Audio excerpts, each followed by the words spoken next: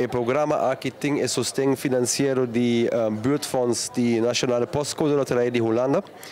Então, a ideia está que nós também financiar proyecto de bairro, financiar iniciativa de bairro, que está dedicada eigenlijk na conectividade, 13 gente junto, hasi cosnan criativo, hasi cosnan tambe de plantamento, agricultura, pero também de cuido, de sustento para grupo da nossa comunidade.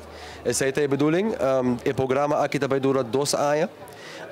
Para cada proyecto tem presupuesto entre 1.000 e 10.000 furing. Então, agora depende de plan que você tem, de ideia que você tem. Então, você pode aplicar para fundo. Então, depois de aplicação, agora tem comissão para avaliar. A bedoeling é para tomar decisão rápida, para ter motivação, para organizar também. Então, nós começamos eigenlijk à noite, então é para mim fecha para entregar o projeto de 5 de junho.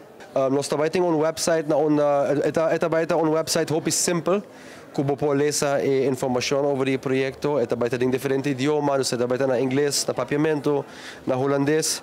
Você pode ler, então é relativamente simples para aplicar.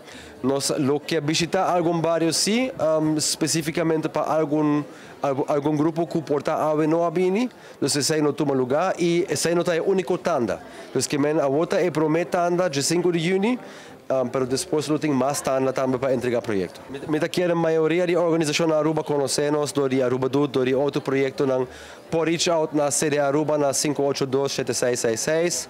Nós lo manda a apresentação, nós invitamos a outra organização, então toch nós temos lugar aqui não basta gente, nós calculamos uns 70 organizações aqui não.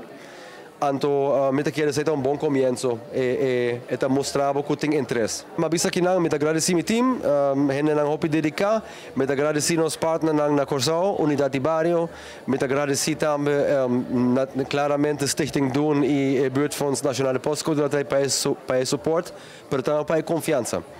Confiança que nós damos budget para parte na iniciativa não está algo bonita e nós também fazemos nosso best para ser exitoso.